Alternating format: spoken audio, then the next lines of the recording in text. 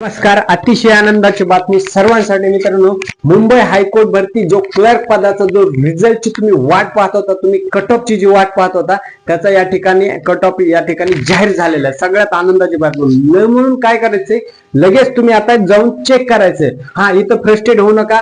Website थोडे hang चलते, down चलते, रिफ्रेश करा, थोड्या वेळाने चेक करा. परंतु तुमचं लिस्ट मध्ये नाव आलं आहे का ते एकदा सांगा. जर तुमचं आलं असेल तर प्लीज कृपया करून कळू द्या, की कमेंट मध्ये सांगा सिलेक्शन झालं म्हणून. तिथून पुढची आपण स्ट्रॅटेजी ठरवणार आहे. आता त्या ठिकाणी छत्रपती संभाजीनगर, नागपूर खंडपीठ आणि मुंबई खंडपीठ या तिन्हीसाठी जो कट ऑफ लागलेला आहे तो तुम्हाला थोडक्यामध्ये ओव्हरव्ह्यू सांगतो. त्यापूर्वी त्यानंतर काय करायचं, तुम्ही लगेच तुमचं नाव आहे का नाही चेक करायचं. ह्या सगळ्या गोष्टी याच्यामध्ये अपेक्षापेक्षा जास्त कट ऑफ लागलेला आहे. म्हणजे आपल्याला एवढं वाटलं सुद्धा नव्हतं की एवढ्या मोठ्या प्रमाणात कट ऑफ त्या ठिकाणी लागू शकतो. कारण की ते कट ऑफ लागणं आणि नाही लागणं, हे किती लागणं हे आपल्या बिलकुल हातामध्ये नाही.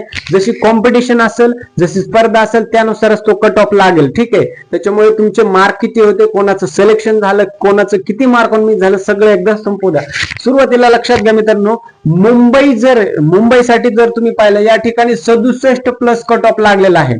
ठीक आहे. आता ह्यांचं जे कट ऑफ लागलेलं आहे ते कशासाठी पात्र ठरले, टायपिंग टेस्ट साठी त्या ठिकाणी पात्र ठरलेले आहेत. त्याच्यामुळे सर्वप्रथम त्यांचं अभिनंदन. आता या ठिकाणी खूप जणांनी मेहनत केलेले, हार्डवर्क केलेलं, काही गोष्टीमध्ये कमी पडलं, सो नाराज होऊ नका. दुसरं आहे नागपूर खंडपीठासाठी जवळपास या ठिकाणी 70 प्लस कट ऑफ गेलेला आहे. आता मुंबईला सगळ्यात जास्त या ठिकाणी जागा होत्या, नागपूरला तरी सुद्धा या ठिकाणी कट ऑफ मुंबईपेक्षा या ठिकाणी जास्त गेलेला, 70 प्लस कट ऑफ गेलेला आहे. म्हणजे आपल्याला या ठिकाणी बिलकुल धप्पा दिलेला आहे हायकोर्टाने, की कट ऑफ आपल्या एकदम अपेक्षापेक्षाही जास्त लागलेला आहे.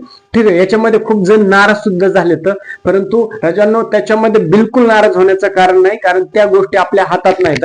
याच्या अगोदर सुद्धा तुम्हाला सांगत होतो. ठीक आहे. आता दुसरं आहे छत्रपती संभाजीनगर, म्हणजे औरंगाबाद ज्याला म्हणलं जातं, त्याचा आहे 69 प्लस आहे या ठिकाणी कट ऑफ. म्हणजे मुंबई आणि छत्रपती संभाजीनगर याच्यामध्ये थोड्याच फरकाने कट ऑफ जवळपास सेम आहे म्हटलं तरी चालेल. परंतु हे 2% मार्क सुद्धा या ठिकाणी मॅटर करतात. त्याच्यामुळे सेम अजिबात म्हणायचं नाही सध्या तरी. कारण काय, याच्यावरून एक अर्ध्या टक्क्यावरून पोरं फेल होतात, मिस होतात. ठीक आहे.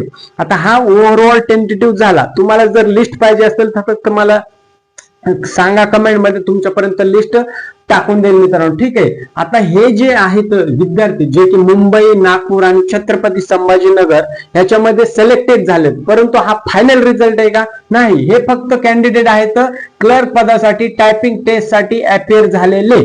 बरोबर. मग आता पुढे नागपूर, छत्रपती संभाजीनगर आणि मुंबई याला नेमकं विद्यार्थी किती पात्र झाले ते लक्षात घ्या, कारण याच्यामधून आणखी छान्य होणार आहे. ठीक आहे. याच्यामध्ये कोणाचा आउट होतील, कोणी सिलेक्ट होतील, कारण की टायपिंग टेस्ट अजून बाकी आहे. हे फक्त टायपिंग साठी या ठिकाणी अपेअर झाले. सो मुंबईसाठी जर तुम्ही पाहिलं तर 7305 विद्यार्थ्यांचं हार्दिक अभिनंदन, जे की टायपिंग टेस्ट साठी पात्र झालेले आहेत.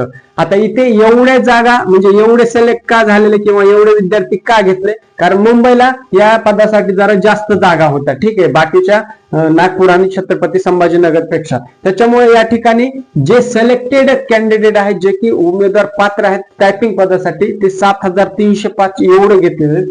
पुढे जर तुम्ही नागपूर खंडपीठाकडे गेलात तर 1406 विद्यार्थ्यांचं परत अभिनंदन, जे पात्र आहेत टायपिंग टेस्ट साठी. ठीक आहे. आता पुढे जर तुम्ही आलात मराठवाडा साईडला, आपलं छत्रपती संभाजीनगर या ठिकाणी 2906 विद्यार्थ्यांचं अभिनंदन, जे पात्र असणार आहेत टायपिंग टेस्ट साठी. आता तुम्ही म्हणाल ह्याच्यामध्ये झालं नाही आमचं, पुढे काय करायचं, समजू शकतो. तुमच्या भावना अतिशय डीप आहेत, कारण की प्रत्येक विद्यार्थ्याने या ठिकाणी खूप हार्डवर्क केलेलं आहे, मेहनत केलेली, दिवस रात्र डोळे पुढून अभ्यास केलेला आहे, कोचिंग सेंटर लावलेले आहेत, महागडे पुस्तक वाचलेले आहेत, तरी सुद्धा अर्ध्या किंवा 1% त्यांचं 1 मार्कावरून या ठिकाणी मिस झालेलं, असे सुद्धा हजारो विद्यार्थी असणार आहेत. परंतु हे बघा, अंतिम यश तुमच्या हातात अजिबात नसतं, तुमच्या हातात ना आमच्या हातात. ते यश जेव्हा भेटायचं आहे, कुठंतरी आपली मेहनत कमी पडते, त्याच्यामुळे त्या ठिकाणी आपण यश आपल्याला पाहिजे त्या वेळेत मिळत नसेल कदाचित. ठीक आहे. किंवा थोडंसं बॅड लक म्हटलं तरी चालेल. ठीक आहे.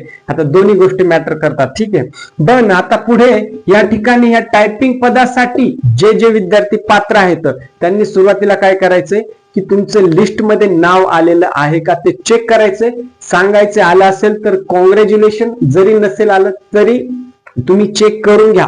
चेक केल्याच्या नंतरच तुम्हाला समजणार आहे. त्याच्यामुळं टायपिंग टेस्ट साठी जे विद्यार्थी कॅन्डिडेट त्यांनी टायपिंगची जोरदार खसून तयारी करा.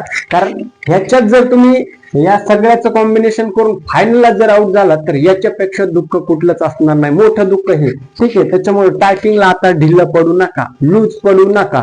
लक्षात घ्या, दिवसाची रात्र, रात्रीचा दिवस मेहनत करा. डोळे फोडून टाका, तुमची स्पीड वाढवा. व्हॉट एव्हर जे तुम्हाला काय करता येईल. एक हिंदी सिनेमामध्ये डायलॉग होता, इंसान को जिंदा रहने के लिए जो जो करना पडे वो सब करूंगा. मग एका नायकाने खूप अप्रतिम कलेमध्ये त्याचा हा डायलॉग सादर केलेला. तसं तुम्हाला हायकोर्ट भरतीमध्ये जर सिलेक्ट व्हायचंय ना मित्रांनो, तर तुम्हाला जे जे करता येईल स्पीड वाढवण्यासाठी, इम्प्रूव्हमेंट करण्यासाठी, प्रॅक्टिससाठी जेवढा वेळ, दुसरं कुठलंच टार्गेट या ठिकाणी आता घेऊ नका. पण जे विद्यार्थी पात्र आहेत त्यांच्यासाठी आहे हे, कारण की पुढे चालून तुम्हाला आणखी हे टायपिंग त्या ठिकाणी पास करायची आहे. सो या गोष्टीवर तुम्ही पूर्णपणे फोकस द्या, कारण ह्या गोष्टी तुम्हाला खूप मॅटर करणार आहेत. आता हे थोडस अपडेट सांगायला थोडासा लेट झाला, वातावरण बाहेर थोडस विचित्र आहे बाहेर गेलेलो असल्यामुळे, परंतु ती गोष्ट मॅटर करत नाही. हे तुमचं अभिनंदन. आता पुढे हे क्लर्क पदाचं झालं, ड्रायव्हरचं असेल, स्टेनो असेल, तुमचं शिपाई, हमाल, फराश, याचं सुद्धा सगळं तुमचे रिझल्ट लागतील लवकरच. कारण आता सुरुवात झाली तुमचे फायनल रिझल्ट लागायला, किंवा एक एक स्टेप मूव्ह ऑन होते कुठंतरी. आता आपल्याला जास्त कोर्टाशी भांडत बसायची आवश्यकता नाही सरकारची, कारण सरकार सुद्धा मनावर घेतल्याने स्टेप 1 बाय 1 पुढे प्रोसीड करत आहे.